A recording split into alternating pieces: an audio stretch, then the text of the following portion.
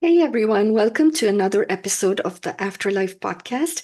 This is your host, Pooja Chilakuri, and I'm very excited today to introduce my guest to you, Melinda Peterson. Melinda and I met at a conference for the International Association for Near Death Studies. And when I heard her, she was on a panel, and when I heard her NDE, and when I heard her speak about her passion for health, that really resonated deeply with me. And I knew I had to bring her on this show to have a conversation with us and share her wisdom with us. A little bit about Melinda. She is a registered nurse, a medical intuitive, and a yoga guide. Her near death experience, also known as NDEs, from a fatal pregnancy complication sent her into a coma with odds of less than 1% chance of survival. And she had to part with the baby whom she loved deeply on the other side. During her NDE, it was revealed that she was to return to this human experience to share deep guidance infused into the wisdom of our bodies. So she became a nurse and a healer. Scarlit Center, her business, helps us reconnect to our body's unique wisdom, melding science, organ consciousness, and seasonal intuition so we can access our definition of health and live better. Thank you for what you do, Melinda, and welcome to the show. Thank you, Pooja. Thank you for having me. This is one of my favorite parts of the week, so I appreciate you having. I, I yeah, love meeting you at the conference, and I appreciate being on this show. absolutely, Melinda. Yes, I loved meeting you as well. And I would love for you to share your story with us today. Yeah. So when I was a little girl, particularly around 3 or 4, I can distinctly remember being fascinated with my hands. Like I love to hold stuffed animals. I love to read books, and I just was so fascinated by these things in front of me, right? That could hold all of my favorite things and could carry things and just the overall like experience of being in a body and being able to jump and to run and to play. And I just was super fascinated with my body. And then over time, being a woman and especially a brown woman in our society, I started to disconnect from my body. I started to think of it as something that I needed it to look a certain way or to act a certain way. And it became almost like something that I needed to challenge to be in a different form rather than what it truly is. And and it wasn't me, it was really society and the expectations that were being put on it. And it wasn't until I became pregnant, which is one of a very deep experience that's within the body, that I started to reconnect to it. But I also didn't really truly understand a lot of the things that were going on in my pregnancy. This was before I was a nurse. And I did go to the doctor and I did all the things that I was supposed to do, but I still felt a little bit of like insecurity about what it was happening and how I was supposed to live out this pregnancy in a healthy way. And it wasn't until I had my near death experience that I started to reconnect to my body. But what had happened was I had a fatal complication where my uterus ruptured and at 25 weeks. And I was sent to the other side and subsequently a coma. And I'll share that story in a second here. But what I want to really hone in on is that when I came back to my body, I came back to a very sick body. And I also came back to a body without my child, without my baby that I was carrying. And it was because of the near death experience that I was able to actually reconnect to my body in a newfound way and heal the grief, which grief is a very human experience as well. But reconnect to my body and work through the process of grief. And they were both really very much in tandem to my healing. Mhm. So, Yeah. yeah. You know, I listened to you, Melinda. That whole process of losing a baby, whether or not you ever get to hold them um, or not, right? That's very emotional and very difficult for so many of us. it doesn't matter, if there were 2 weeks or 25 weeks or 5 weeks, like that's a grief and a loss that so many women go through. And, I am very inspired by your story because, and I'm not going to give it away because I think your story will give hope to many, many women who've had that loss. So without further ado, I'm going to let you tell us what you experienced on the other side. Sure, absolutely.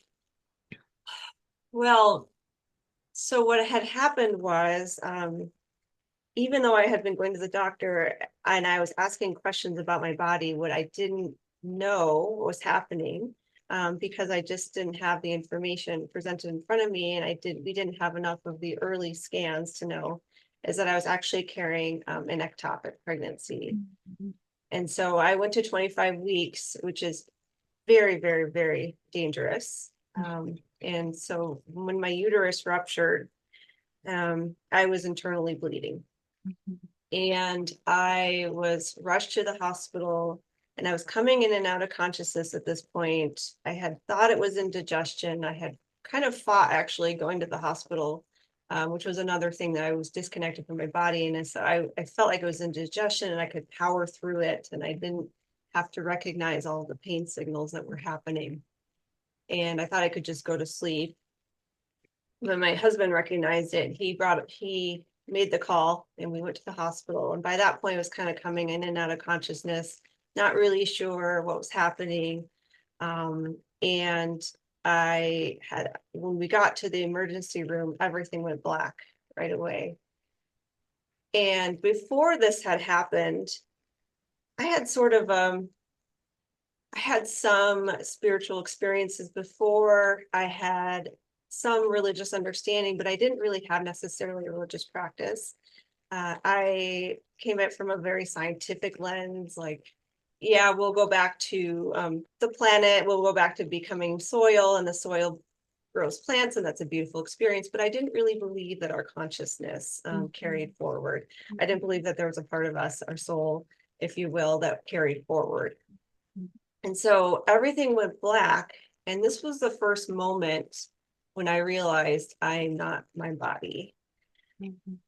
I heard a voice say, "Did I just die?"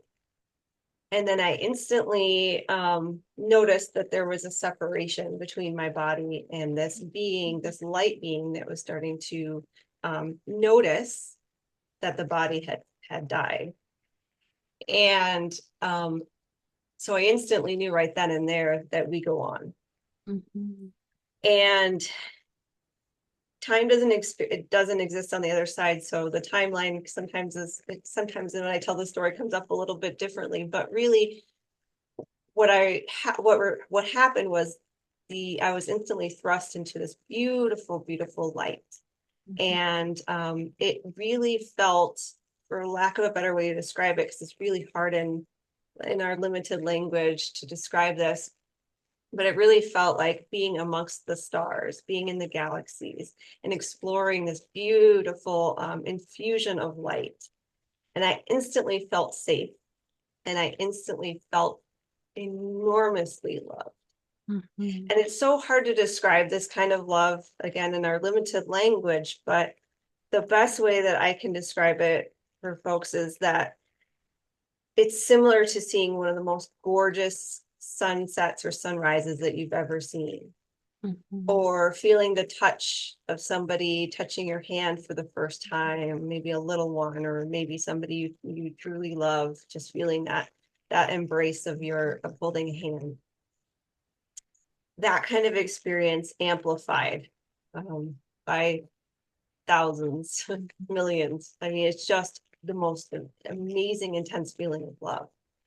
And I kept hearing, "You're safe, you're safe." And I started to notice guides and spirits, whom I recognize as some loved ones that I had lost. And they don't look like we do, right? They don't have skin, they don't have like the hair and all the parts, but we recognize them right away. It's a telepathic type communication. So I recognized some loved ones that I knew from this life, and then I also recognized some loved ones that I was very familiar with, but didn't necessarily have contact with in this life. Mm. And also I had a particular spirit guide who came through, and I saw them. Everybody kind of sees them differently, a little bit, or similar, but differently in their NDE. The best way I could describe it is almost like a neon sign, like a neon outline. And they were in this beautiful infusion of purple. Mm. So the purple was kind of my knowledge of, like, those were my spirit guides. And one in particular came through, and I've really spent a lot of time kind of meditating on who this being is. And I've originally I was exploring the idea of it was an angel guide, and then I was exploring the idea of it was Jesus. And I was also exploring the idea of it was my uncle Michael, who had passed away before I was even born, who I've always kind of looked up to and felt very spiritually connected to. And he had long hair and a beard, kind of similar to Jesus. And but what I've come to the realization is that this was one being, right? This is truly a manifestation of one being who I needed to help me through this process. Mhm. And so I know deeply from my near-death experience that you will see those loved ones that you want to see again on the other side. And also, like, your spirit guides will be the safest projection of who you need to see. So if Mhm. I needed to see Jesus, that's who would have presented. If I needed to see my uncle Michael, that's who would have presented. But either way, the spirit being was here to really ground me in that safety and that awareness that as I move forward towards this light, that everything's going to be okay. Mhm. And one of the things that this spirit guide, well, okay, I'll start with the baby. So my baby, we did not want to know the gender of our first, and so we nicknamed the baby Oak after the oak trees from where we got married. And we just love I love oak trees. My husband loves oak trees. They relate to where we got married, along the banks of Oak Creek in Sedona, Arizona. Lovely place. And so our baby's name was Oak. And so Oak came into this moment as well at some point in my near-death experience. And when I started to get the awareness from my guide, this particular guide, saying that I was going to go back to my body, but he was not. I also was finding out that I was a baby boy. Mhm. Um, it was such a moment of, I didn't really necessarily feel sadness. I just felt hope and love for Oak. And when I started to get the information that I was coming back to my body, I also knew that it was going to be hard, that there was going to be grief in the human experience as well. And so this guide said, well, this is what we're going to do. We're going to put the baby spiritually into your heart, into a hammock in your heart, so that as your heart beats, you are going to be able to rock your baby. And the spirit guide said to me, you're going to go back to this human experience, and I want you to know that the wisdom is in your body. Your baby is in your body. It rocks as your heart beats. And as you go back into your body, you're going to go back into a very sick body. And I want you to know that as you heal in this process, you're going to uncover great awe for this human experience, great awe for your body. And you're going to heal mindfully into it instead of fighting against it, because fighting against it is going to just cause you more suffering and more struggling. And it was at that point where I didn't have the choice, but I just said, okay. And I started to notice colors of orange, and I started to hear things, and I started to notice voices. And before this, I should say too, just because time doesn't exist, I did hear some voices from what was happening around my body, names of doctors and conversations that were being had. So I did have like awareness of also what was going on. And I checked my medical records later, and those were, in fact, the folks who were there. And I didn't necessarily see them again because they were emergency room doctors. So I was able to verify that, which is also super cool. Um, and when I started to notice I was coming back into my body, I started to notice these like orange colors, and they were going by at the speed of light. And it was songs, and it was prayers, and it was like, you know, crying and tears, and people who were there with me at the bedside that wanted me to come back, and people from all over the world that were praying for me, and bringing good spirit, healing spirit energy for me. And that was happening as well. And so as I went back into my body, I was able to integrate that experience right away. And I did come back into, you know, a coma. I wasn't able to talk yet. I wasn't able to move yet at this point. But once I had the breathing tube out of my mouth and I was able to speak, this is one of the first things I wanted to share because I was so happy about it. I was so honored to know, deeply honored to know that this was the experience on the other side. And I wanted to shout it from the rooftops. Right? And also like I had to make, you know, decisions about the baby, and the process of, you know, all of the other parts of the grieving process too for the baby. And so it was just, I was holding both. I was holding both the human experience and the other side experience very, very, very deeply. Wow. Melinda, I am speechless. I really am. There is so much in your story that we can unpack. And, everything we unpack from your story just gives us hope. Just, it's a story filled with hope. The first thing that struck me was you separating from your body when you described that process. Um, Even though you didn't believe in the consciousness existing outside, that didn't stop the universal love, or I don't even know how to describe it, right? Just source energy, God, whatever, that this love, it didn't stop you from experiencing that. And that gives hope to so many people, because me first, because I've had a very difficult religious experience and I had some trauma from that. And one of them had to do with the afterlife, right?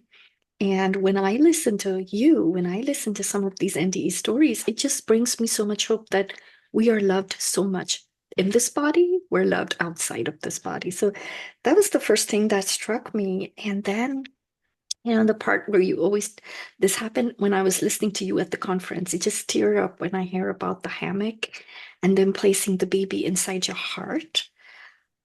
You know how much hope that gives me? I had an ectopic as well, but it was very short. I would think it was like 6 weeks. So I didn't have time to process what had happened to my body. But it just gives me hope that we never lose these eternal beings that have been connected with us as our children, right? Whether they made it or not, every time your heart beats, right, there's a connection. So that's super cool. To me, that just gives me chills, and that's just awesome. Um, the part that also strikes me, and is I have a question about that, is being able to hold to such opposite experiences, right? Inside your heart. You're grieving while your still heart is still beating and this baby is being rocked by you at the same time, right? But you can't escape the grief, right? Or knowing that there's this spirit guide, these beings, this love, and then coming back into a body that feels like probably me, right? How was that like? I'm really curious, because I don't think humans can hold like opposite things and not lose their mind. Yeah, that is very true. It is the challenge of being human, right? Yeah. Um, yeah, thank you for all of that reflection, by the way, Pooja, and I'm sorry for your loss of your little Mhm. one at 6 weeks. And as you said, it's never I've done a lot of work in this space too, in pregnancy loss and the grief around pregnancy loss. And it's really when you start to have that awareness of your pregnancy that you start to bond. And so whether your loss is early or whether your loss is later, and I've known people who've lost babies at 40 weeks, and I've known people who've lost babies at 6 weeks, it still feels that you feel that devastation because you're really grieving the future. Right? What would they have been? And Oak now would be 10 years old this year. And so I think a lot about too how he would be playing and how he would be moving through school and how he would be experiencing life. And so it never really truly goes away. It just becomes more integrated, right? A part of you.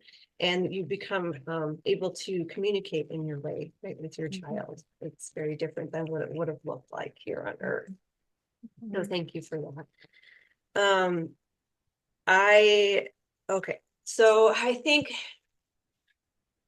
part of, or I believe that I learned from my NDE is that part of connecting to your emotions is very intertwined with how our body works and heals.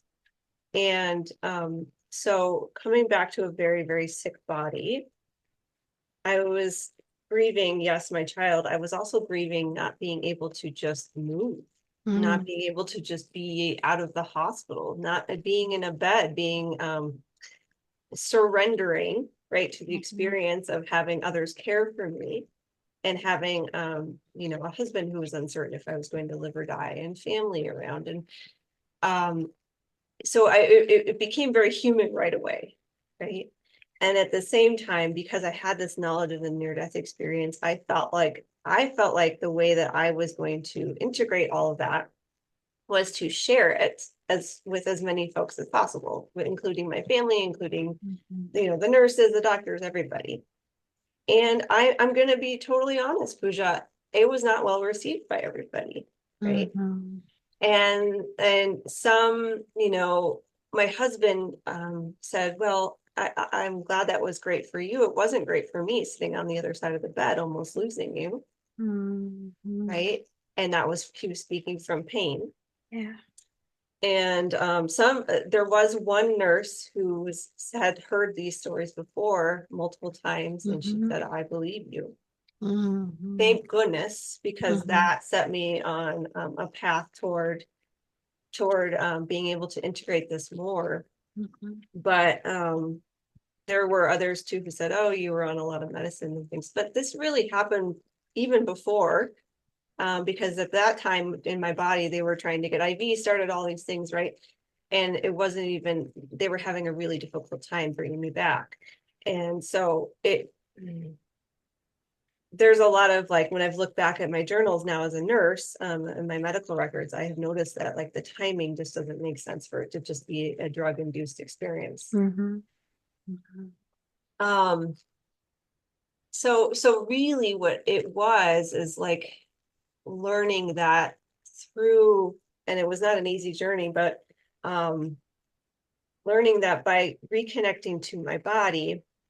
And what I mean by that is like each step of the way, there was a celebration and an experience of, wow, I just did that, right? My body just did that. Our body does many, many, many, many amazing things throughout the day just to bring us to this moment, right? We sleep, we come back, we wake up, excuse me, we breathe, we have experiences where we can touch our computers, right? I mean, everything, this is all integrated in the body experience. And so for me, it was each moment that I started to come back into the body as I knew it before was filled with a curiosity and a bit of awe in the fact that, wow, I just did that.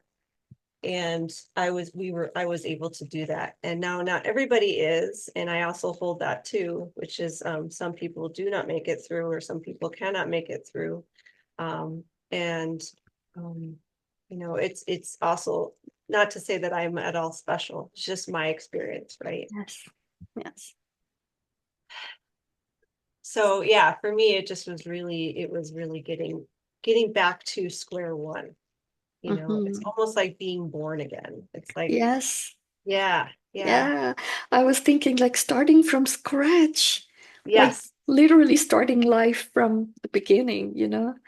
yes, Yeah, and Melinda, what you see about the body, the wisdom of the body when I'm listening to you, right? We're sitting here breathing and whatnot. And how many of us even know what's going on inside? My food is digesting, my brain is processing all the stimulus from the environment. Like you're right.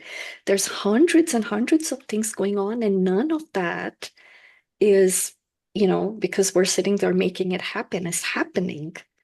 It's happening, right? All these involuntary functions that our bodies are doing. And the thing that fascinates me is how it's trying to balance our blood every second, right? Like we're not even aware of these things. So I hear you, and being fascinated by your hands, I have to tell you, um, it's embarrassing, but I have to tell you, you were much younger, but this actually happened to me in my adult life one day. And no kidding, I was looking in the mirror one day and I just went, wow, I have eyes, I have a nose, like all of a sudden it just hit me. Oh my goodness, this human being is such a miracle. It's such yeah, a miracle. Yeah. And then one of the questions, because you're in this wellness space, right? You came back, and we hear of people coming back with gifts, with after effects because they've been outside their bodies, and then now that they're back, do you think that your intuitions were like heightened after you got back? Like, do you think that's an after effect? Because I yeah. know you're intuitive. Yeah. Yeah, well, everyone is intuitive, and you don't have to necessarily have a near-death experience to find your gifts. There are other ways. Some people use a practice of meditation. Some people use the practice of mindfulness. Some people use plant medicine. There's all sorts of ways, right, to get into that. I do not. I I'm not here to tell you which way to find. You have to find it for yourself. Um, I will say that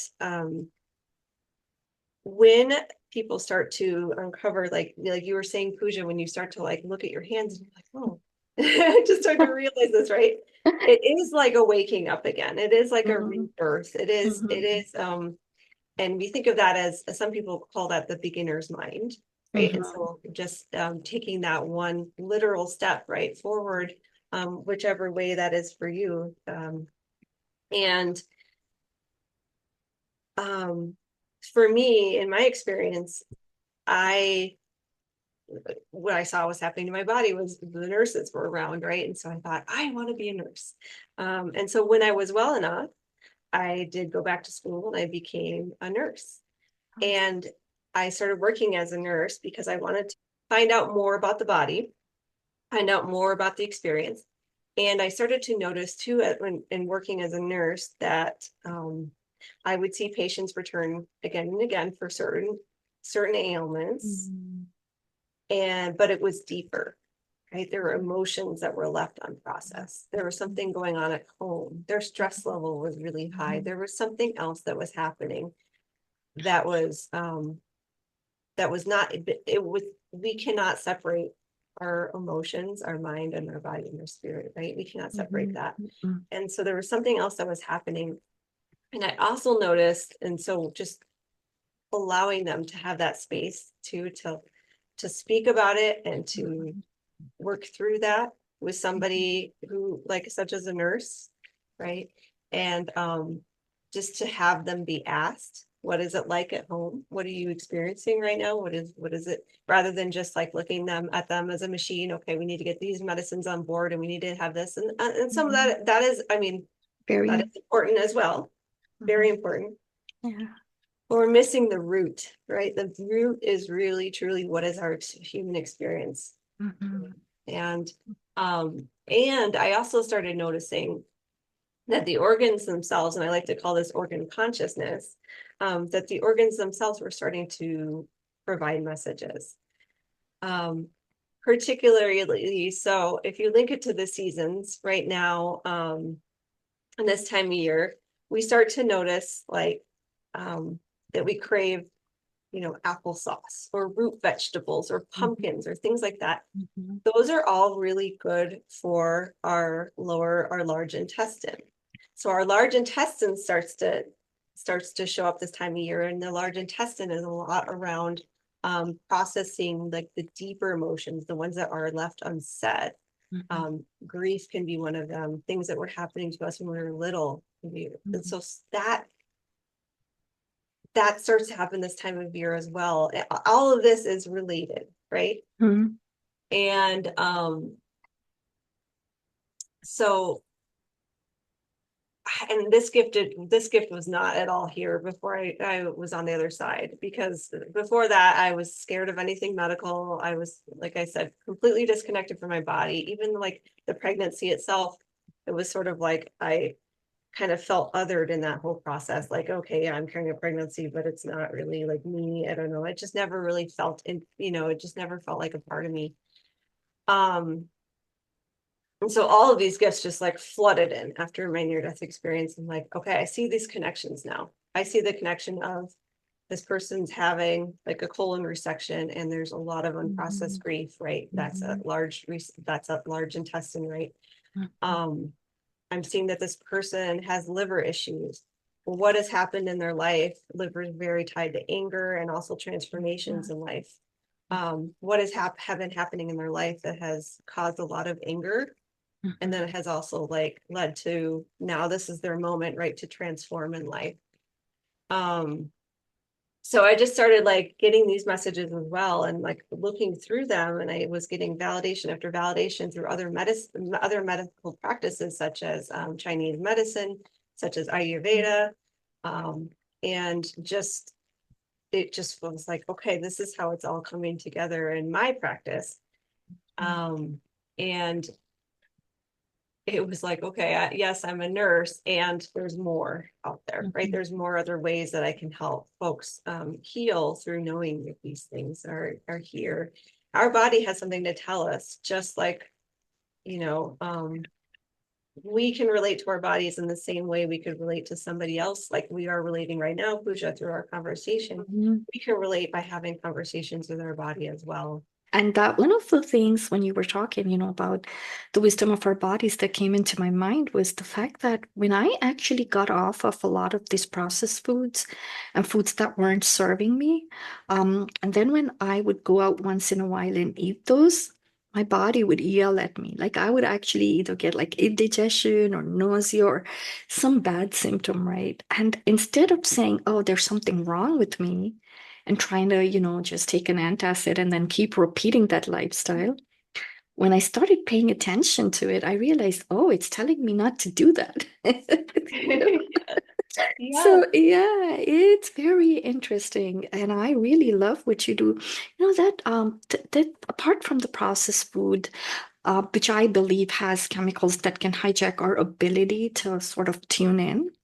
Because we I think some of these processed foods we don't know when to stop eating. The same food, if you cook it at home, even if it's like chips or bread or whatever, you satiate faster. Have you noticed that? Yes. Yeah. So Pooja, I am gonna just make one comment on the food, because I Yes, think this is please. really important. One of the things I love about Ayurveda, the particular science of Ayurveda practice, is that the process of what we bring into our bodies is so very important. It's a fundamental part of Ayurveda, and I believe that is because the actual food itself is an experience, right? Mm, You're bringing in different experiences into your body. And the deepest, most natural experience we can bring in is something that grows, right? Something that okay. grows from the earth, something that is presented to us in from the same kind of soil and the bacteria that's actually a lot of it's already present in our gut, right? And so it brings in more of that diversity. And so when you think about things like processed food or junk food or dyes or things that are manufactured, you're bringing in that experience as well, right? And so that Mm, experience it's gonna feel like it's not matching what your body needs, right?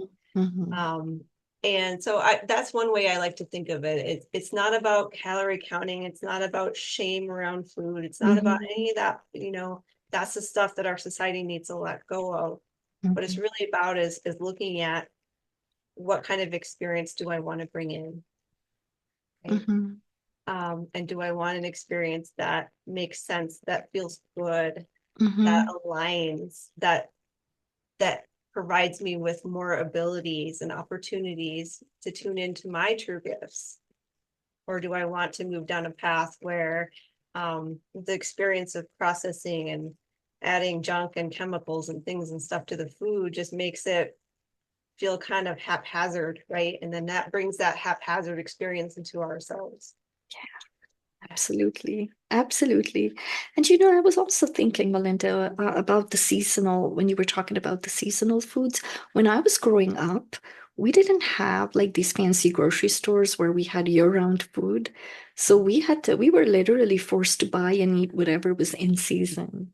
Yes. And I completely lost that. I grew up in India, but when I got over here, I completely lost that because all foods were available all year long, right? Yes. So this whole intuition about eating according to the climate, eating according to the seasons, I know I've lost a lot of that.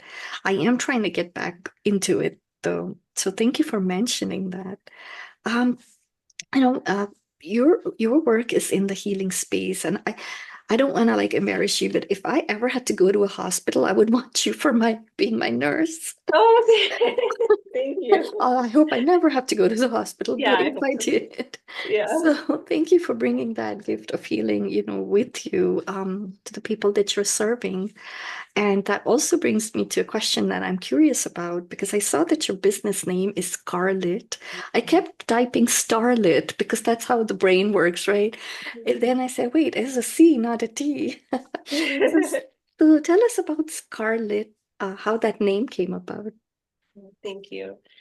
Yeah, I in healing some of my own physical scars, I started to notice that I was also healing some, again, since because they're not separate, the emotional and the mind and spirit scars as well.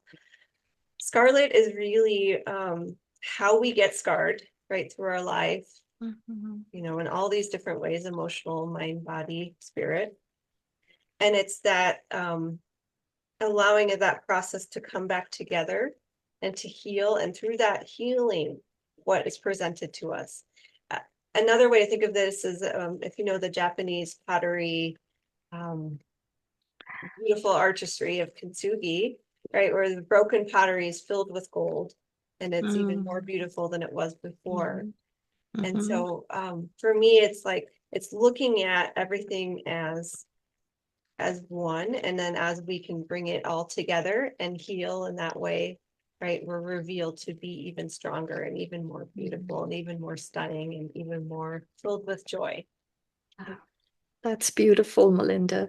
So, how can people find you? I am going to be including all your links in the show notes, but is the best way to reach you if someone wanted to make an appointment with you would be through your website? Yes, the website is wonderful, scarlitcenter.com. And that's one way to find out too. Sometimes I do also, I'm also a yoga guide. So sometimes I do seasonal yoga practices as well. That's a great way to kind of get to know my work if you're not quite ready to work one-on-one. And then also my email list as well. I do an annual, I might actually change it to be seasonal, but I do an annual calendar where you can actually see each month what are some of the foods that are in tune with your body, what Mhm. are some of the if you like crystals, some of the crystals that are showing up, what organ itself is showing up, and some of the mind some of the journaling questions that you can also Mhm. prepare for yourself around that are related to what's coming up in this season. So that's also available if you join my email list. And yeah, just also Instagram as well. And Yeah, like you'll be sharing all those links. So I I appreciate will be, and I'm that. practicing what I'm saying over here. I already downloaded that calendar, Thank you. and I follow you on Instagram as well. So. Thank you. And a quick question before we wrap up today's conversation. Is there one or two things that you want to leave us with that are, things you've learned or just something that, is coming up in your heart that you just want to share with us? Mm.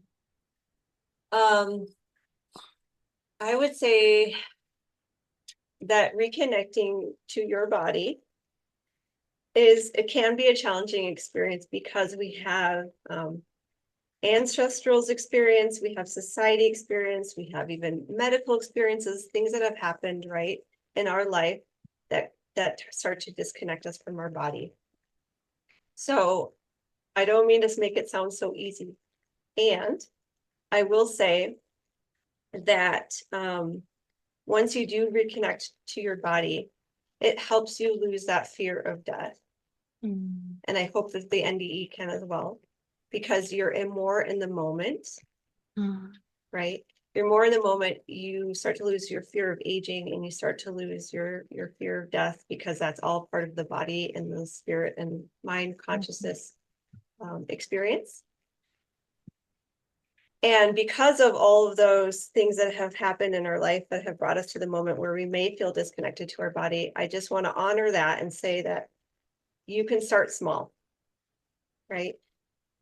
If it's not comfortable for you to even be at the point right now where you can close your eyes and breathe, if that's not even comfortable for you at this moment, you could try to find connection to your toes. You can start to wiggle your toes, right? And just kind of watch that happen and just really sink into what is that experience that my toes are having, right? It doesn't have to be this big, okay, I'm all connected and everything's fine right now, because it's not. It is a lifelong practice, right? And so starting small is really, really important, and it can be super, super helpful. Even just tuning into sounds in the environment in a different way, trying to feel through your ears as opposed to hear through your ears, right? There's all these like kind of ways that we can start to embrace it softly. And I think that that's when we're talking about such a big topic as life and the body and death, you know, and all these things that are very, very, very well connected. It's important to recognize that it's not necessarily an easy experience, but it can be simple, and it can start simple, and it can bring so much depth and love and safety to your human experience. Thank you for sharing that, Melinda. Thank you, because I know fear is a real thing. It really is. The fear of aging, like you said, the fear of death, all those things are very, very real. And, thank you for mentioning that it may seem like it's hard, but it's simple. It really is, just taking those few moments. So we have learned a lot from your NDE and from you today, Melinda, and I'm very grateful that you've taken the time to be here. And I want to thank everybody that has tuned in. I will have all of Melinda's information in the show notes.